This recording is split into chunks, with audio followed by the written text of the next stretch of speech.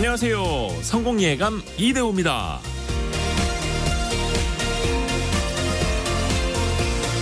어느 때건 어떤 자산이건 가격이 치솟았다는 소리를 어렵지 않게 들을 수 있습니다.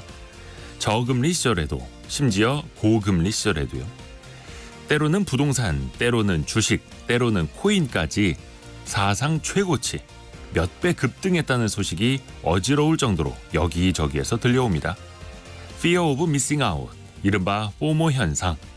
나만 뒤처질 것 같은 불안감에 쌓이는 것도 너무 자주 다가오는 요즘이죠. 심지어 지구 반대편에서 급등하고 있는 자산 가격까지 실시간으로 우리에게 전해지니까요.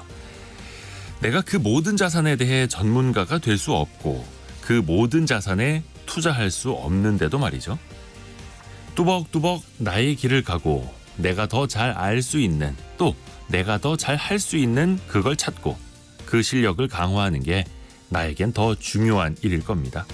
어차피 하늘 끝까지 자라는 나무는 없습니다. 성공예감 이대호입니다. 시작합니다.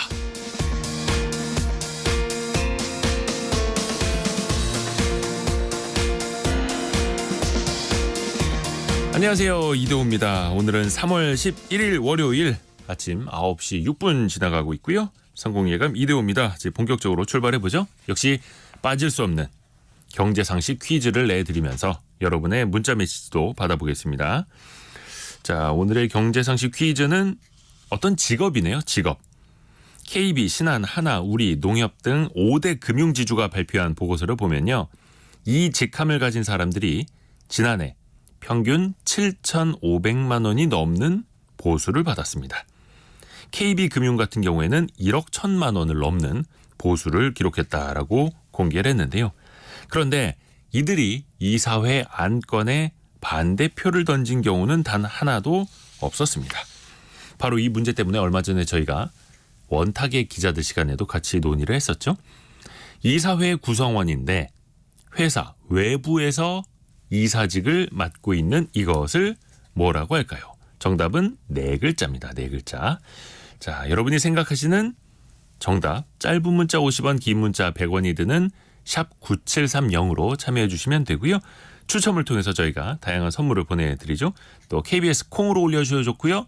유튜브를 통해서도 언제든지 저희 스튜디오 함께 하실 수 있습니다. 성공예감 이대호입니다. 자주 검색하시면 성공이 가까워집니다.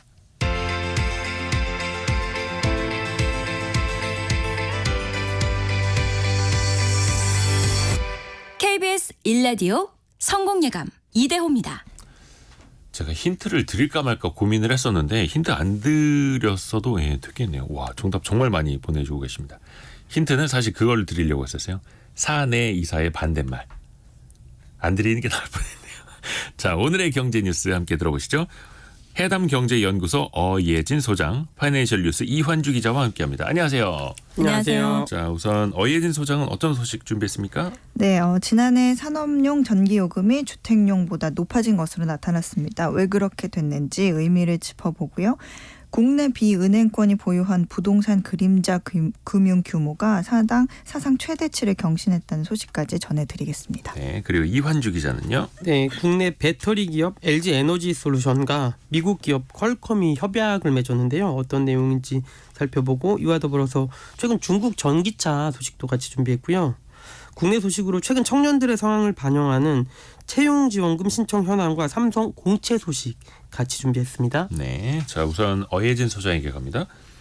산업용 전기요금이 주택용보다 더 높아졌다. 그럼 네. 얼마나 오른 겁니까? 지난해 한국전력의 킬로와트 시당 산업용 전기 판매 단가가 주택용보다 3.9원 높았던 것으로 나타났습니다. 산업용 전기 판매 단가가 주택용보다 높아진 게 한전이 관련 통계를 제공한 1961년 이후 2019년과 지난해 단 2번뿐입니다. 산업용 요금이 주택용보다 비싸진 거는 국제 에너지 가격 급등 영향이 있는데 이 때문에 2022년 이후에 정부가 총 6차례에 걸쳐서 전기요금을 올리는 과정이 있었는데 거기에서 산업용 전기요금을 더 많이 올렸기 때문입니다. 지난해 11월 같은 경우에는 주택용을 포함한 나머지 전기요금은 동결을 하고 대기업이 쓰는 대용량 산업용 전기만 1kW 시당 10원 넘게 올린 바가 있거든요. 네. 근데 아무래도 산업용을 올리는 게 상대적으로 저항성이 좀 낮아서인 이유도 있습니다. 보통 그동안에는 산업용이 네. 주택용보다 훨씬 더 저렴하다. 특히 이제 원가 부분에서 저렴하다. 이런 통설이 있었잖아요. 맞습니다. 그 말이 맞아요. 주택용으로 전력을 공급할 때는 고압 전기를 이제 주택용에 맞게 좀 낮추는 변전소도 지어야 되고 또 각 가정으로 공급하는 배전망 있죠. 그것도 거미줄처럼 촘촘하게 이렇게 깔아야 되기 때문에 돈이 많이 들어갑니다. 반면에 산업용 전기는 이제 대개 공장이 밀집한 산업 단지에서 대량으로 고압의 전기를 쓰기 때문에 배전 설비 투자 비용도 적고 또 고압으로 전기를 보내기 때문에 배전 손실률도 낮아서 기본적으로 들어가는 비용, 그러니까 원가가 낮습니다. 게다가 그간 정부가 수출 제조업 육성 정책을 추진하는 과정에서 산업용 전기 단가를 주택용의 절반 수준으로 낮게 유지해 오기도 했고요. 근데 다만 이제 국제 에너지 가격이 오를 때마다 산업용을 중심으로 전기 요금을 올린 결과 그 격차가 점점점 줄게 됐고 네. 또 최근에는 역전 현상까지 발생한 겁니다. 기본적으로 생산 원가는 산업용이 더 낮은데 산업용 전기료만 올라가는 것은 전기요금 원가주의에 역행한다. 이런 지적이 나오는 이유죠. 이런 상황은 전 세계적으로도 흔치 않아요. OECD가 지난해 8월 발표한 2022년 기준 에너지 가격 통계에 따르면 OECD 38개국 평균 산업용 전기요금 단가가 주택용보다 한 25%가량 낮습니다. 대부분의 나라는 전기 판매 시장이 개방돼 있고 또 자연스럽게 공급 원가가 싼 산업용 요금이 더 낮은 게 보통이거든요. 그런데 2022년 우리나라에서 해당 연도에는 이제 한국을 포함해서 네. 또 튀르키예와 헝가리, 멕시코 등이 주택용보다 산업용 전기요금이 비싼 나라에 해당이 됐습니다. 그동안에는 사실 우리나라 산업용 전기요금이 저렴해서 외국 기업들을 유치하는데도 이게 하나의 경쟁력이 되기도 했었는데요. 네. 자, 어찌됐든 간에 한국전력의 감소폭을 좀 줄이는 데는 도움이 되겠습니다만 맞습니다. 기업들 부담이 이제 커질 수밖에 없는 거죠. 맞습니다. 산업용 요금 역전으로 한전의 이제 재정 부담에는 적지 않은 도움이 될 것으로 보입니다. 네. 한전 절대 판매량의 절반 이상이 산업용이기 때문이거든요. 근데 반대로 또 이제 기업 입장에서 보면 비용 증가 부담이 커지겠죠. 특히 반도체나 2차 전지 같은 국내 주력 첨단 수출 제품들은 전력 사용량이 많잖아요. 네. 그래서 비용이 상승하게 되면 아무래도 수출 경쟁력이 하락되는 게 우려가 됩니다. 지난 2022년 기준으로 기업 전기 요금액을 한번 보면요. 가장 많이 낸 곳이 아무래도 삼성전자겠죠. 삼성전자가 그 해에만 1조 7천억 원의 전기 요금을 냈거든요. 전기요금만 전기요금만. 1조 7천억 원. 네. 2위가 SK 하이닉스인데 SK 하이닉스까지 합치면 2조 5천억 원이 넘습니다. 업계에서는 지난해 11월에 산업용 전기요금 인상으로 이 두 회사가 추가로 지불해야 될 비용이 연간 각각 3천억 원, 1,300억 원가량 늘어날 것으로 보고 있습니다. 대기업뿐만 아니라 전력 사용량이 많은 철강업계, 시멘트 업계도 부담이 큽니다. 철강업계 생산 원가 중에 전기요금이 차지하는 비중이 한 20에서 30% 정도 되거든요. 그러니까 아무래도 금속을 녹이고 재련하는 데 전기요금이 가장 많이 들기 때문이에요. 생산 설비를 또 꾸준히 돌려야 되는 시멘트 업계도 생산 단가 중에 전기요금이 차지하는 비중이 15에서 한 20% 정도 됩니다. 전기료 비중이 큰 철강업체의 전기요금이 킬로와트 시당 1원이 상승하면 연간 부담이 한 100억 원 정도 증가한다고 해요. 근데 이것도 문제는 당장 반영을 못하죠. 왜냐하면 이런 회사들은 보통 계약을 할 때 몇 개월 또는 분기 단위로 계약을 하잖아요. 그렇기 때문에 그 사이에 만약에 전기요금이 증가했다. 그러면 그간의 전기요금은 모두 손실로 처리가 됩니다.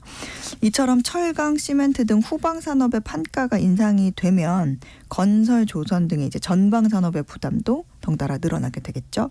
업계가 피해를 좀 상쇄하기 위해서 만약에 분양가나 제품 가격 인상 카드를 꺼내들 경우에는 결국에는 피해가 소비자에게 전가될 수 있다는 점이 또 문제가 될 것 같습니다. 생산 단가도 오를 수밖에 없으니까요. 그걸 네. 또 판매 가격에 전가할 수 있다라는 거고요. 자, 이환주 기자에게 넘어갑니다. LG 에너지 솔루션하고 퀄컴이 협력을 한다고요? 예, 전기차의 심장이죠. 배터리 회사인 LG 에너지 솔루션과 전기차의 두뇌를 담당하는 무선 통신칩 회사인 퀄컴이 손을 잡기로 한 건데요. 네. 두 회사는 차세대 전기차에 탑재될 첨단 BMS, 배터리 매니지먼트 시스템, 배터리 관리 시스템 진단 솔루션 개발에 공동으로 나서기로 했습니다. 이 전기차에는 보통 수백 개 이상의 배터리 셀이 탑재가 되는데요. 이 BMS는 배터리의 성능, 수명을 최적의 상태로 관리하는 데 필요한 일종의 제어 시스템입니다. 이 전기차도 컴퓨터처럼 복잡해지면서 같은 배터리를 쓰더라도 MBS의 기술력에 따라 자동차의 주행 시간이 천차만별로 달라지는 건데요. 네. 이번 열밥으로 퀄컴이 만든 차량용 두뇌의 AI 성능을 LG 에너지 솔루션의 배터리 관리 시스템에 연결해서 지능형 BMS를 만든다는 겁니다. 이를 통해서 최종 목적지까지의 거리와 소요 시간을 계산해서 이 AI가 충전소 정보나 충전 소요 시간 등의 정보를 제공하는 서비스도 가능해지고요. 이 LG 에너지 솔루션은 배터리 생산 기업에서 본격적으로 BMS 진단 솔루션 개발에 나서게 되고요. 통신용 반도체 세계 1위 기업인 퀄컴 입장에서도 이 스마트폰을 넘어서 미래 전기차 시장에서 새 먹거리를 확장할 수 있다라는 전망입니다. LG 에너지 솔루션과 퀄컴의 협력 소식이었고요. 그리고 전기차 시장을 전반적으로 넓게 보면 중국의 경쟁력이 굉장히 많이 올라왔죠. 예, 맞습니다. 그 지난해 4분기 기준으로 중국 전기차 기업이죠. 비아디가 처음으로 테슬라를 판매량에서 제치고 세계 1위를 차지했는데요. 네. 전기차 역사상 중국 기업이 1위를 한 건 처음이었고요. 또 중국 전기차 업체들이 빠르게 성장하는 이면에는 이 사라지는 업체들도 많은데요. 어허. 그만큼 경쟁이 치열해지고 있다라는 건데 네. 중국 현지 자료에 따르면 지난해 1월 중국에서 생산된 친환경차, 이 전기차와 하이브리드 차를 합쳐서 생산 업체가 21곳이었습니다. 21개 업체가 있다. 예, 맞습니다. 근데 연말로 가니까 11개월 만에 거의 2배로 늘어난 41개 업체 전기차 기업이 중국에서만 등록이 됐는데요. 사실상 중국에서 전기차 춘추 전국 시대가 시작됐다라는 말도 나옵니다. 이 초기에 중국의 전기차 업체들은 중국 정부가 막대한 보조금을 주면서 내수 시장에 진입을 했는데요. 이 지난해부터 중국 정부가 보조금 지급을 폐지를 했음에도 불구하고 이 규모의 경제를 이룩한 일부 중국 전기차 기업이 두각을 나타내고 있는데요. 하지만 경쟁이 치열해지면서 많은 중국차 업체가 어려움도 겪고 있습니다. 이 전기차 스타트업 니오 같은 경우에는 지난해만 4조 원 가까운 영업 적자를 냈고요. 네. 인력 감원에 나서는 기업들도 늘고 있습니다. 한 중국 전기차 스타트업의 최고 경영자는 직원들에게 보낸 내부 편지를 통해서 올해는 중국 자동차 업계에 피바다가 물들 수 있다라고 경고를 하기도 했습니다. 기존에 뭐 스마트폰 만들던 업체들, IT 기업들, 스타트업들 너도 나도 또 뛰어들 수 있는 시장이기도 하고요. 또 애플은 또 얼마 전에 이 시장에서 별로 먹을 게 없겠다라고 하면서 전기차 개발을 이제 접었다라는 소식도 들어왔었고. 자, 이제 어예진 소장에게 갑니다. 은행들이 아닌 비은행권이 소유한 부동산 그림자 금융이 크다고요? 네, 여기서 그림자 금융이라고 하면 은행이 직접 빌려준 거 말고 제2금융권이 빌려준 걸 말합니다. 네. 은행과 비슷하게 자금 조달 기능은 하지만 은행처럼 엄격한 건전성 규제를 받지 않는 뭐 투자은행이나 뭐 사모펀드 같은 금융기관을 뜻하기도 하고요. 네. 근데 이런 것들을 왜 그림자 금융이라고 하냐면 대출이 아닌 것처럼 보이지만 알고 보면 사실상 대출인 거라서 그렇거든요. 부동산 쪽으로. 예, 지난해 국내 비은행권이 보유한 부동산 그림자 금융 규모가 926조 원으로 사상 최대치를 기록했습니다. 10년 전과 비교하면 4배 이상 늘었고요. 속도도 좀 빠른 수준입니다. 우리가 그 잘 알고 있는 지난 2022년에 레고랜드 있죠? 네. 이게 부동산 그림자 금융의 대표적인 사례인데요. 당시에 그 채권 펀드 투자자들은 투자라고 생각하고 펀드에 돈을 맡겼는데 그 돈으로 레고랜드 회사채에 투자가 됐죠. 그리고 레고랜드는 그 돈으로 부동산 개발을 했으니까 사실상 투자자들 돈으로 레고랜드에 빌려준 게 됐어요. 레고랜드는 은행 대출을 받아서 부동산 개발을 하는 게 일반적이지만 투자자들 돈으로 한 거고요. 그래서 사실상 대출인데 대출 통계에는 안 잡힌다고 해서 그림자 금융의 대표적인 예가 됐습니다. 이게 과거에도 참 이런 사례가 많았을 거예요. 근데 이거를 지금 짚어봐야 하는 이유는 또 뭐가 있을까요? 네, 사실 그림자 금융이라고 하면 이제 그림자 뭔가 좀 어두운 어감이 줘서 뭔가 네. 안 좋게 느껴지지만 사실 은행이 잘 안 빌려주는 대상에 돈이 흘러갈 수 있도록 도와주는 거니까 시장 유동성 부여 측면에서는 뭐 좋은 면도 있습니다. 그런데 문제는 우리나라의 경우는 부동산 쪽에 너무 많이 흘러가고 있다는 거예요. 부동산 그림자 금융은 우리 경제 규모와 비교해도 비중이 계속 커지고 있는데 우리나라의 GDP 대비 부동산 그림자 금융 비중이 2013년 15%에서 10년 만에 41%로 늘었습니다. 전체 그림자 금융 중에 부동산 그림자 금융이 차지하는 비중도 42%에서 62%로 높아졌습니다. 이 같은 비은행권의 부동산 편중세는 다른 나라에서는 찾아보기 어려운 높은 수준으로 평가가 되고 있습니다. 그러니까 그림자 금융이라 해서 다 나쁜 건 아닌데 특별히 부동산 쪽으로 많이 치중되고 있는 게 위험한 거다. 이런 신호네요. 예, 맞습니다. 이게 왜 그러냐면 부동산으로 흘러가는 그림자 금융은 부동산 경기가 좋으면 아주 좋고 나쁘면 크게 망하는 경우가 많습니다. 예를 들면 부동산 PF 대출이 그런 건데 부동산 경기가 좋으면 아무데나 지어도 다 분양이 되니까 큰 돈을 벌지만 경기가 꺾이면 대출해준 돈이 전부 사라지는 경우도 있어서 레버리지가 큰 사업이 바로 부동산 사업이죠. 그렇죠. 예, 그래서 그림자 금융이 부동산 쪽으로 계속 늘어나는 게 걱정스럽다는 게 이 뉴스의 요지입니다. 워낙 규모가 크고 한 곳이 망하면 계속 도미노로 망하는 구조이기 때문에 부동산 경기 침체가 닥치면 정부가 구조조정을 미루고 자꾸 대출 만기 연장을 통해서 부동산 경기가 좋아지기를 기다리게 되면서 돈이 계속 한 곳에 묶여 있게 되는 거죠. 그래서 금융당국이 문제가 되는 곳은 그냥 경매에 넘겨서 헐값이라도 받고 처리를 해라. 이렇게 얘기를 했지만 그게 또 잘 안 되고 있어요. 그러니까 허허벌판에 아파트 지어서 팔겠다고 PF 대출 받아서 땅을 샀다가 아파트 분양이 지금 안 되는 상황이잖아요. 그러니까 결국 그 땅이라도 경매로 넘겨서 일부라도 받자는 거가 경공매 활성화하자는 말의 핵심인데 싸게 안 넘기려는 노력도 있을 거고요. 네. 그다음에 비싸게 안 살려는 노력도 있을 거기 때문에 그 두 노력이 너무 팽팽해서 경매에 넘겨도 잘 안 팔리는 상황이 되는 겁니다. 그렇다 보니까 돈이 계속 묶여있게 되는 그런 상황이라고 보시면 되겠습니다. 약간 이제 악순환의 고리가 계속 이어지는 거죠. 어 소장님이 그 그림자 부동산 비중이 GDP 대비 41%라고 언급해 주셨는데 이게 정부 입장에서도 부동산 개발하는 게 경제 성장률이 낮을 때 굉장히 큰 유인이 되거든요. 그래서 우리나라도 그렇고 중국 정부도 그렇고 부동산에 큰 돈을 투입했다가 특히 중국 같은 경우에는 대형 건설 회사들이 부도가 나면서 최근 증시를 비롯해서 경제 상황도 굉장히 안 좋아지고 있다라는 말도 나옵니다.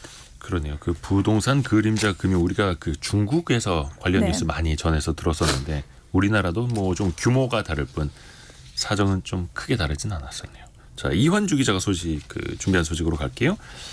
청년 취업 그동안 좀 기피했던 업종으로 청년들의 취업이 늘고 있다고요. 예, 맞습니다. 고용노동부에 따르면 3월 일자리 채용 청년 지원금 신청자가 약 1만 명으로 집계돼서 1분기 만에 올해 전체 목표 인원의 40%를 넘었는데요. 네. 올해 많이 남았으니까 그만큼 많이 몰렸다라는 뜻이고요. 청년 지원금은 사업은 구직자 찾기가 어려운 중소기업에 취업한 청년에게 최대 200만 원의 현금을 정부가 지원하는 제도입니다. 네. 뭐 예를 들어서 음식점, 제조업, 농업, 수산업, 조선업 등 청년들이 잘 가지 않는 중소기업에 취업을 하면 현금을 주겠다라는 건데요. 이곳에 취업한 청년이 3개월 근무하면 100만 원을 주고요. 6개월을 근무하면 100만 원을 추가로 지급해 줍니다. 단 취업일 기준 만 15세 이상 34세 미만 정규직이 대상이고요. 주 30시간 이상 근무를 해야 됩니다. 군 경력자 같은 경우에는 복무기간에 비례해서 이 나이가 최대 만 39세까지 연장해서 지원할 수 있고요. 이 9월 30일까지 지원하면 자세한 사항은 고용24 홈페이지, 고용노동부 홈페이지에서 확인할 수 있고요. 이 기피하는 직종을 지원하는 청년이 그만큼 몰렸다라는 것은 청년들이 지금 상황이 그만큼 어렵다라는 방증이고요. 한국청소년정책연구원이 발표한 보고서에 따르면 네. 청년 4,000명을 대상으로 설문을 진행했었는데요. 청년 10명 중 약 4명이 1년 동안 아파도 병원에 가지 못했다라고 응답을 했는데 그 이유를 물어보니까 병원비가 아까워서 의료 비용이 부담스러워서 아파도 병원을 가지 못했다라고 답했고요. 앞서 소개한 청년 지원군 사업도 청년 생계 지원을 위해 올해만 한시적으로 하는 일회성 사업입니다. 이 청년 취업 지원에 대한 예산 확보라든지 정부의 지원이 조금 더 필요하다라는 지적이 나옵니다. 그리고 또 반가운 소식이 하나 있잖아요. 삼성그룹의 공채가 시작된다고요. 예, 그 성공예감에서도 전해드렸었는데 네. 지금 우리나라에서 국내 대기업 중에 유일하게 신입 공채를 하는 곳이 삼성입니다. 올해 상반기 신입사원 공개 채용을 한다라고 밝힌 거고요. 네. 지원 기간은 오늘부터 18일까지고 삼성 채용 홈페이지에서 신청을 하면 됩니다. 이 공채를 진행하는 계열사는 삼성전자, 증권, 화재, SDI 등 총 19개 계열 회사고요. 삼성 계열 대부분 회사가 공채를 진행한다라고 보시면 되고요. 연구개발 경쟁력 강화를 위해서 신입사원 공채 외에도 국내 경력직, 우수 외국인 유학생 채용도 함께 진행을 하고요. 이 삼성은 매년 공채를 통해서 1만 명에서 2만 명 가까운 신규 직원을 채용하고 있는데요. 2022년부터 2026년까지 5년 동안 약 8만 명을 채용하겠다라고 밝히기도 했습니다. 삼성그룹이 앞으로 5년 동안 8만 명. 자, 오늘 파이낸셜 뉴스 이환주 기자 그리고 해담경제연구소 어예진 소장 함께했습니다. 고맙습니다. 감사합니다.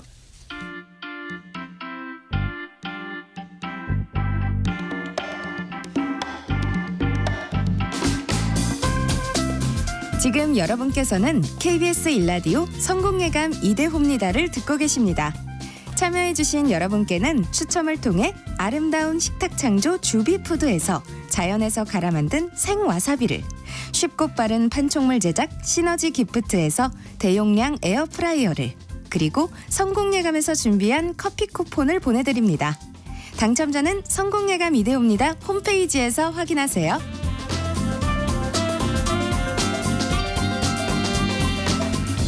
경제상식 퀴즈 한 번 더 내드릴게요. 5대 금융지주에서 이 역할을 하는 사람이 지난해 매달 400만 원 이상의 기본급을 받은 걸로 나타났습니다. 평균 근무 시간은 연평균으로 400시간이 채 되지 않았는데 시급으로 따지면 1시간에 20만 원꼴이 된 거죠. 꽤 많이 받은 셈입니다. 그런데 이사회가 열리지 않아서 사실상 일을 한 게 없는 달에도 기본급이 지급이 됐고요. 그리고 또 항상 그 이사회 의사록을 보면은 이들이 그 안건에 반대한 건수는 거의 나오지를 않는, 그래서 일종의 거수기 역할만 한 것 아니냐라는 비판도 항상 받고 있는 이 직업을 맞춰주시면 됩니다. 4글자이고요. 일단 좀 오답이 0145님을 비롯해서 사회이사라고 보내주신 분들이 많네요. 사회이사가 아니고요. 제가 이제 성공예감 이대호입니다. 사회자고요. 이분들은 사내가 아니라 회사의 바깥에서 이사직을 갖고 계시는 분들이라고 생각을 해주시면 됩니다. 홍순자님이 공직, 퇴직, 낙하산들이 참 많죠라고 꼬집어 주셨고요. 김선호님 정답은 일반 이사, 포장 이사가 아니고 이겁니다라고. 제 스타일입니다. 이런 개그는. 분명히 아마 듣고 웃고 계시는 분들도 전국에 한 32분 정도는 계실 거예요. 자, 그리고 8826님 지식과 자산의 복리 효과를 전해주시는 성공예감 이대호입니다. 감사드립니다. 정답은 정답도 맞춰주셨고요. 그리고 이거 본명을 말씀드려도 되는지 모르겠는데요. 양모님께서 저도 이 직함을 갖고 있습니다만 솔직히 대표이사와 다른 의견으로 악유가 있었던 적은 단 한 번도 없네요라고 보내주셨습니다. 그렇습니다. 그래서 약간 좀 거수기 아니냐라는 비판도 있기는 한데요. 또 그 이사회에 안건으로 올릴 때 반대 표결이 나올 것 같으면 아예 그걸 이사회에 올리지 않는 경우도 있어서 약간 통계가 또 왜곡된다 이런 지적도 있고요. 또 여러분이 생각하시는 정답 또 여러분의 의견 생각 많이 보내주십시오. 짧은 문자 50원, 긴 문자 100원이 드는 샵 9730 문자 메시지나 KBS 콩으로 보내주시면 됩니다. 오늘의 움직임에 주목하고 세상의 흐름을 놓치지 않습니다. 여러분의 내일을 응원하며 성공의 열쇠를 함께 찾아갑니다. 성공예감 이대호입니다. 얼마 전에 제주도 한 식당에서 일본산 방어를 국내산으로 속여 팔다가 이렇게 적발된 곳이 있다고 합니다. 특히 지금 일본산 수산물 안 그래도 조금 이제 감정적으로 심정적으로 좀 예민한 시기인데요. 이럴 때 어떻게 해야 될까요? 슬기로운 법률 생활 시간 한번 배워보시죠. 법무법인 길도의 윤예린 변호사와 함께합니다. 안녕하세요. 네, 안녕하세요. 윤예린 변호사입니다. 특히 이제 일본산 수산물, 뭐 그게 뭐 다 나쁜 거는 아닙니다만 그래도 좀 민감하기는 합니다. 일단 원산지를 속여서 팔면 뭐 당연히 문제가 되겠죠. 네. 그런데 이걸 약간 이제 헷갈리게 하는 경우도 있지 않습니까? 네네.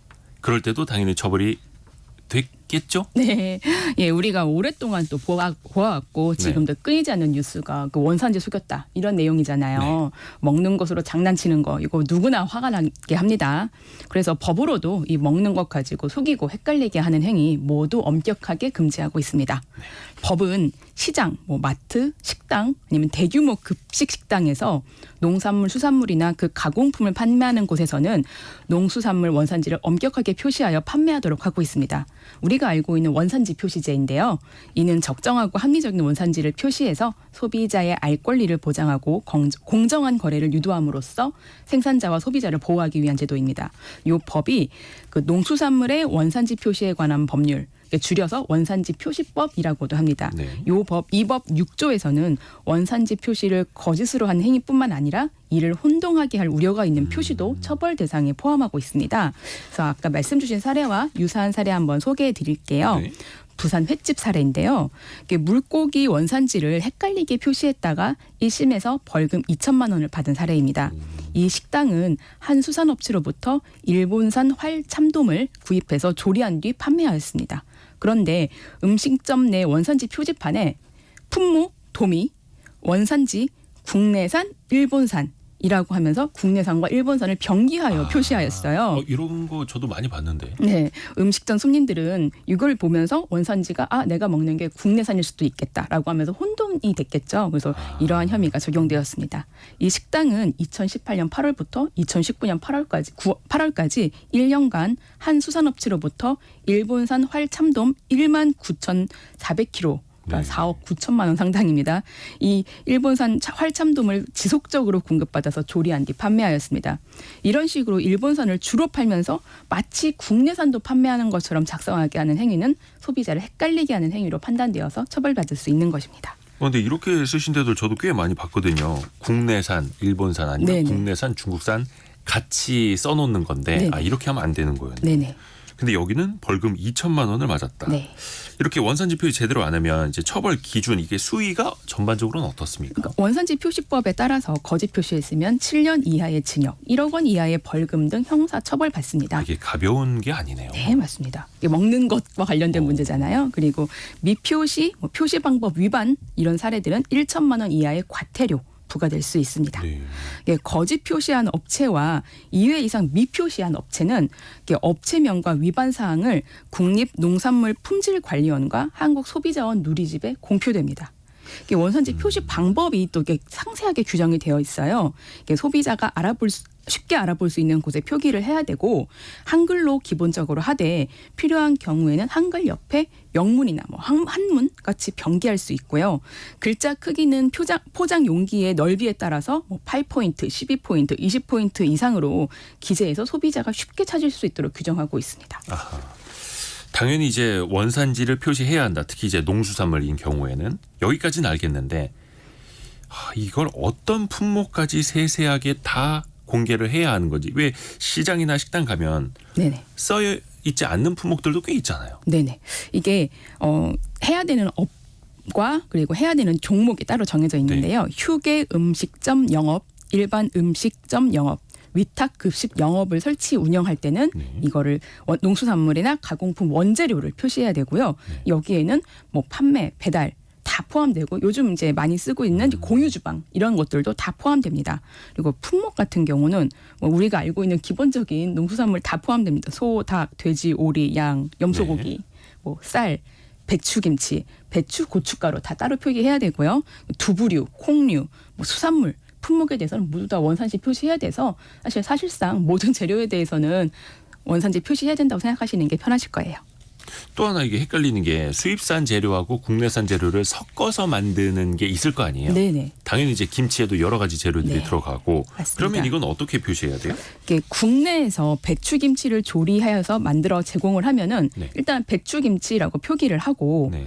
그 옆에 괄호로 배추김치의 원료인 배추의 원산지를 표시합니다. 그러니까 이 배추는 절인 배추를 모두 포함하게 됩니다. 그리고 이제 보통 김치에 고춧가루 들어가잖아요. 그러면 고춧가루를 사용한 배추김치의 경우에는 고춧가루의 원산지도 함께 표기해야 됩니다. 네. 외국에서 제조 가공한 배추김치를 수입해서 판매 제공하면 배추김치를 제조 가공한 해당 국가도 표시해야 됩니다. 그러니까 예를 들어 설명을 드려볼게요. 네. 국내산 배추에 중국산 고춧가루로 만든 배추김치다라고 하면은 원산지 표시에 배추김치 괄호하고 배추 국내산 고춧가루 중국산 이렇게 표기를 해줘야 됩니다. 세부적으로. 네.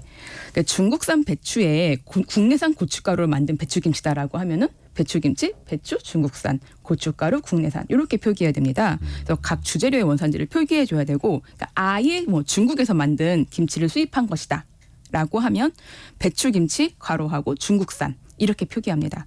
여기서 왜 김치는 배추하고 고춧가루만 들어가는 게 아닌데 왜 두 개만 표시하냐 이렇게 궁금하실 수도 있는데요. 2개 이상의 원재료 또는 성분으로 만들어진 음식이라면 구성 비율이 높은 2가지 원료를 표기해야 되기 때문입니다. 아하, 구성 비율이 높은 2가지 원료는 이제 표시를 해줘야 되는 거고 배추가 됐든 고춧가루가 됐든 그게 어디 건지 있는 그대로 밝혀서 써줘야 하는 거고요. 네네. 그리고 또 하나 이거 헷갈립니다. 지난번에 저희 청취자 질문으로도 올라와서 애프터 서비스 때도 한번 다룬 적이 있었는데 소를 수입을 해서 네네. 우리나라에서 몇 달 혹은 몇 년을 키워요. 네네. 그래서 이제 도축을 합니다. 네. 그러면 이 고기는 소고기는 국내산이냐 수입산이냐 이거 헷갈리더라고요. 네네. 그러니까 해외에서 태어났지만 우리나라에서 6개월 이상 사육한 후에 국내산이라고 국내에서 유통하는 소라면 국내산이라고 표기를 합니다. 그러니까 반년 이상 한국에 살면 네네. 국내산 소가 되는 네네. 거네요. 예. 근데 괄호 안에 이 식육의 종류 및 출생 국가를 함께 표시합니다. 그러니까 예를 들어서 이제 호주에서 태어났는데 얘를 이제 데리고 와서 6개월 이상 한국에서 키웠으면 국내산 괄호하고 유구 호주산 이렇게 표기합니다. 그러니까 국내산과 호주산이 함께 들어가 있으니까 사람들은 이게 뭔가 싶으실 텐데 이거는 6개월 이상 국내에서 살았지만 일단 호주에서 태어난 아이다 이렇게 생각하시면 됩니다. 야, 이거 참 헷갈리기는 하는데 이렇게 또 세부적으로 밝혀야 되는 네. 거네요. 뭐 해외에서 태어났고 해외에서 자란 경우에는 뭐 외국산, 호주산 이렇게 표기하면 됩니다. 수산물도 한번 참고적으로 설명을 드려볼게요. 수산물 같은 경우는 수산물의 원산지는 수산물이 생산, 채취, 양식 또는 포획된 국가, 지역, 해역을 의미합니다. 네. 그래서 국산 수산물의 경우는 뭐 국산, 국내산, 연근해산 이렇게 표기하면 됩니다. 근데 수입 수산물에 대해서는 해당 수산물이 생산, 채취, 포획된 국가명을 표기합니다. 일본산 생태, 중국산 꽃게 이렇게 표기를 해야 되고요. 네. 이게 원양 있잖아요. 멀리서 잡아온 그렇죠. 원양산 수산물의 경우에는 원양산이라고 표기를 하거나 태평양, 대서양 같이 그 잡은 해역을 표기해주면 됩니다. 와, 이게 상당히 디테일한 거예요. 예. 법으로 규정이 상세하게 다 되어 있더라고요.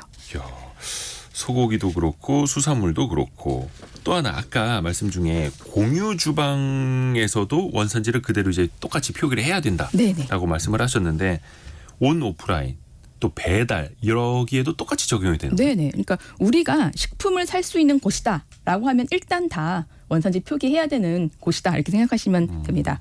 음식점 배달 앱 그리고 통신 판매 쇼핑몰, TV 쇼핑몰 다 이제 포함되고요. 해외 직구 상품도 대상입니다. 아, 그래요? 요즘에는 해외 직구 제품에 대한 원산지 표기와 관련해서는 아무래도 원산지 표기 위반 비율이 좀 높아지고 있는 추세입니다. 국립농산물 품질 관련 자료에 따르면 농식품 원산지 위반 중에 통신 판매 비율은 2019년 6.9%에서 2013년 25%로 증가했다라고 하더라고요. 일단 원산지 표기와 관련해서 우리 소상공인 분들 잘 모르실 수 있으니까 원산지 표기와 관련해서 주의할 점 좀 알려드려볼게요. 네. 배달앱 메뉴명에 국내산이라고 표기하고 외국산 재료로 사용된 음식 문제가 되고요. 네. 상단 원산지 표시란에는 국내산으로 일괄 표시하고 하단 상세 정보에는 외국산 원료가 사용된 가공 제품 문제됩니다. 상단 원산지 표시란에는 별도 표기라고 기재를 하고 실제 원산지 표시를 하지 않은 제품 문제됩니다. 외국산 농산물을 국내산으로 표시하거나 일반 농산물을 유명 지역 특산물로 표기한 제품도 문제되고 수입 직구 제품에서 원산지 한글 표시를 누락한 제품 다 모두 단속 대상이니까 꼭 신경 쓰셔야겠습니다. 이게 그러니까 되게 세세하게 밝혀 적어야 된다라는 거네요. 네, 맞습니다. 까다롭기도 합니다. 요즘에 배달앱 보시면 이게 업체 정보 누르면 원산지 표시되고 그 메뉴명에 들어가도 원산지 표시되니까 이용하시는 분들 한 번씩 확인하셔도 좋을 것 같습니다. 조금 전에 김영희 님이 배추 국내산, 고춧가루 국내산, 중국산 이렇게 함께 표시한 게 대부분입니다. 위반일까요? 근데 아까 변호사님이 말씀해 주신 사례로 보면 고춧가루라도 국내산, 중국산 섞어서 이렇게 밝히면 이것도 또 만약에 섞어서 쓰면 사실 상관이 없죠. 그런데 마치 실제로 섞어서 썼으니 네네. 근데 어떨 때는 국내산 쓰고 어떨 때는 중국산 쓰는데 표기를 또 이렇게 해놓으면은 문제가 될 수 있습니다. 실제로 먹는 사람이 먹는 거랑 다를 수 있으면 문제가 네네. 되겠네요. 야, 이거 복잡합니다. 또 하나들 헷갈려 하시는 게 네네. 어디는 국내산이라고 쓰고 어디는 국산이라고 쓰고 이거는 뭐가 크게 다른 겁니까? 이거는? 국산과 국내산은 법적으로 동일하고 동일하다. 차이 없습니다. 원산지 표시법에서도 법상에 국산 농산물은 국산이나 국내산으로 표기하라고 정해놓고 있습니다. 요거는 크게 뭐가 이제 문제가 되는 건 아니었네요. 네네. 그리고 이제 중간에서 조금 장난치시는 분들이 있습니다. 네. 특히 국내산인 줄 알고 샀는데 알고 보니까 유통 중간 단계에서 뭔가 속였다. 네네. 이럴 때 소비자는 그럼 어떻게 대처를 해야 됩니까? 그러니까 일단은 원산지 표시법 위반으로 이제 식당 점주들은 조사를 받게 될 거예요. 그렇잖아요. 그러면은 식당에서 일단 유통업자가 원산지에 기재된 영수증이나 거래 명세서를 주고 식당에서는 이거를 6개월간 보관을 해야 됩니다. 그래서 원산지 표시법에 요 내용이 규정이 되어 있고요. 만약에 점주 같은 경우는 고객이 이제 이런 부분들을 문제를 삼으면 이 영수증을 보여주시고 대처를 하시면 될 것 같아요. 그리고 만약에 이 건으로 조사를 받게 되었다라고 하면은 식당 사장님들은 업자로부터 속았다 이런 식으로 하면서 이제 영수증을 보여주면서 증거를 하실 수가 있고, 근데 또 이제 소비자들은 어떻게 대처를 해야 되냐 이런 문제 같은 경우는 저희로서는 신고하시고 네, 원산지 표시가 없거나 원산지 표시 위반이 의심된다면 부정 유통 신고 전화 1588-8112 또는 국민농산물식품관리원 누리집으로 신고하시면 되고, 요즘에는 국민신문고 그 사이트가 있거든요. 네. 거기서 신고를 하면은 국민농산물품질관리원으로 사연이 넘어가서 조사가 되게 됩니다. 근데 또 이거는 너무 많이 그 의심 신고를 하기보다는 그렇죠. 이제 확실한 경우에 좀 뭔가 확실한 문제가 경우에. 있어 보일 때 신고를 하시는 게 좋을 것 같습니다. 1588-8112번 네. 심화 학습 한번 들어가 볼까요? 예를 들어서 네네. 여주에서 생산된 쌀을 가지고 네.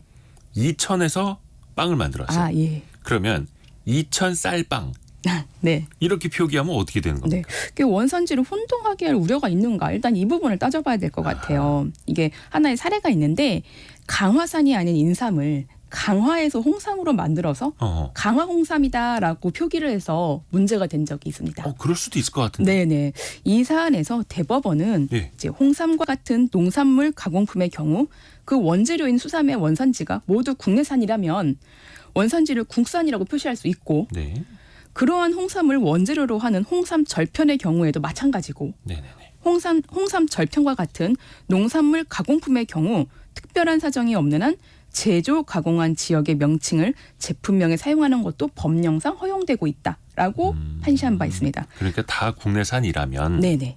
그래서 강화에서 난 인삼이 아닌 다른 국내 지역에서 생산된 인삼으로 강화에서 홍삼을 만들었다면은 제조 가공한 지역이 강화이니까 강화 홍삼이라고 표시할 수 있는 것입니다.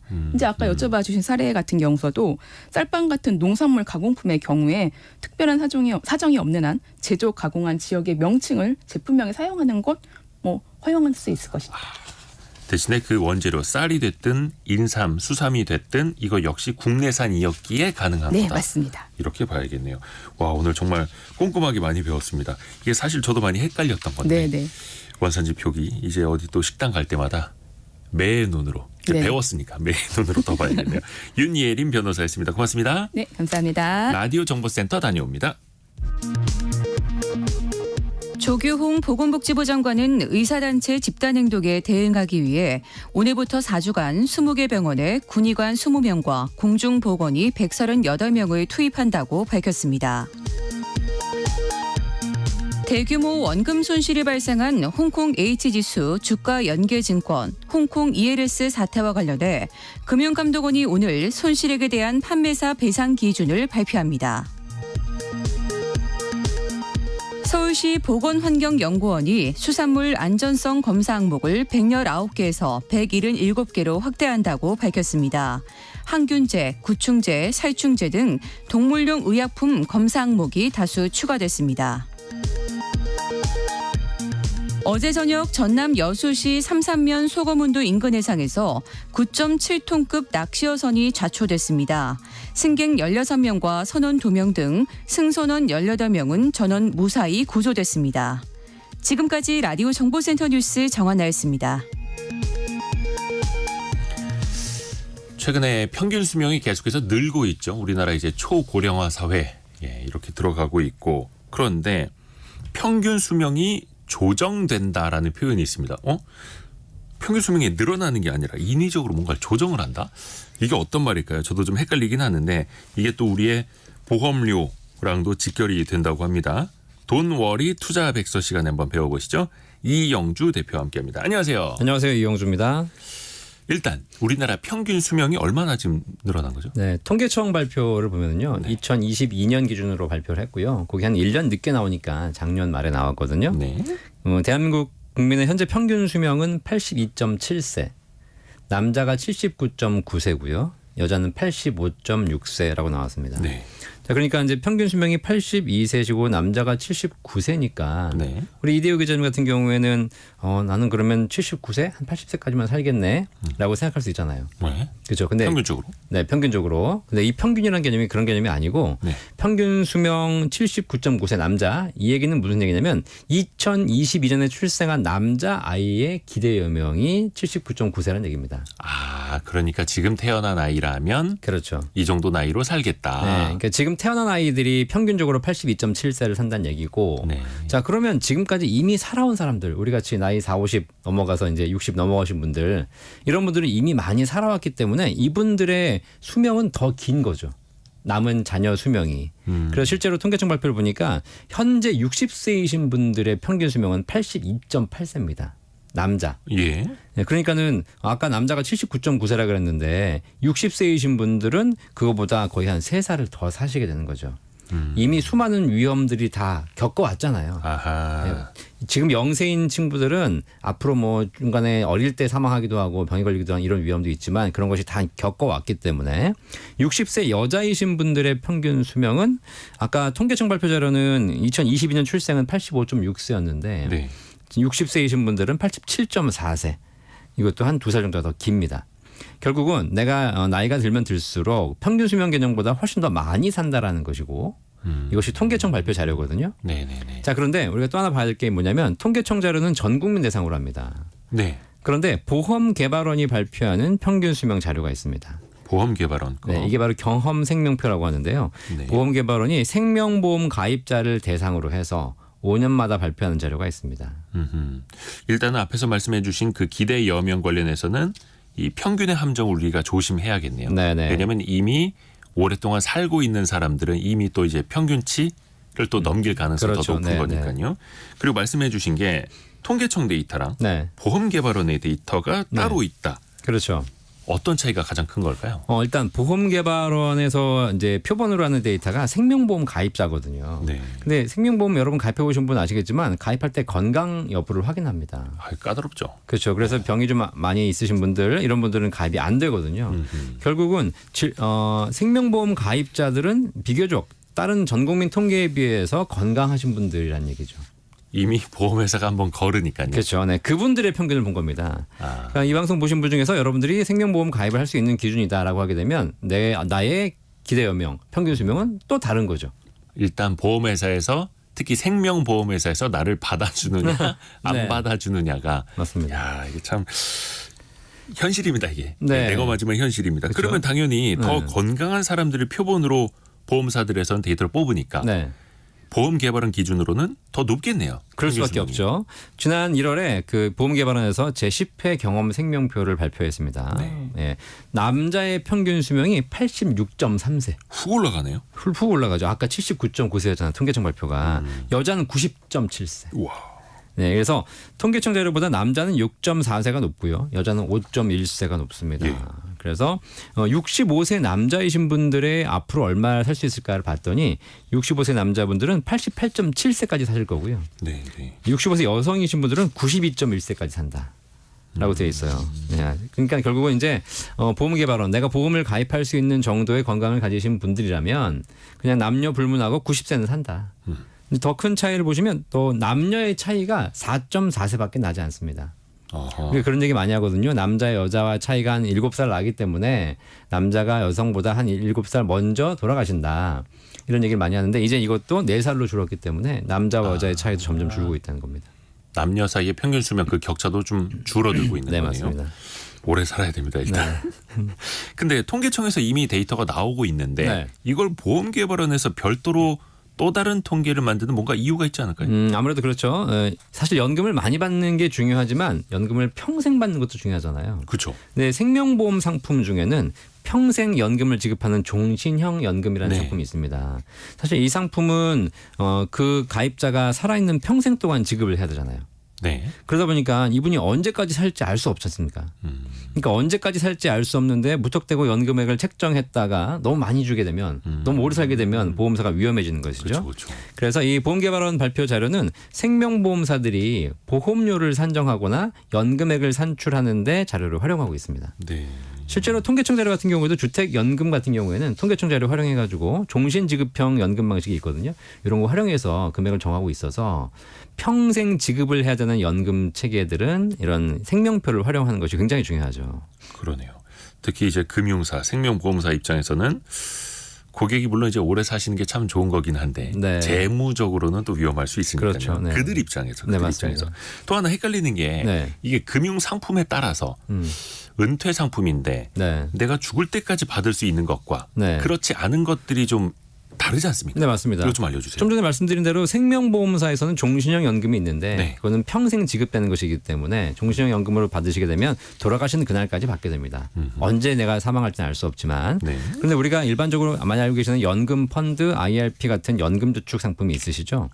이런 것 중에서 은행 증권사에서 가입하신 연금 신탁, 연금 펀드, IRP 같은 경우에는 네. 기본적으로 평생 지급 기능이 없습니다. 아, 언제까지 살지 알 수 없기 때문에 예. 자 그래서 이런 경우에는 연금으로 우리가 수령한다라고 얘기는 하지만 실제적으로는 그 쌓여 있는 적립액을 정기적으로 인출하는 형태거든요. 그러니까 이거는 연금형 펀드, IRP 같은 거는 그렇죠. 내가 쌓아놓은 금액 그리고 불린 금액까지 해서 그냥 뺏는 거죠. 20년 동안 나는 뺏어 쓸래요, 뭐 이런 네. 식으로요. 근데 그 수익이 잘 나서 적립액이 늘어나면 더 오래 뺏을 수 있는 것이고. 그렇죠. 근데 만약에 수익이 안 나고 손실이 나서 만약 금액이 줄어든다면 결국은 더 빨리 종료되는 것이죠. 아하. 그래서 일단 국민연금이나 주택연금 이런 종신형 연금 같은 보험 상품들은 보험 계리를 통해서 언제까지 살지를 측정을 하고 그래서 평생 지급을 보장하는 그런 기능이 있는 것이고 아예 설계할 때부터요. 설계할 때부터.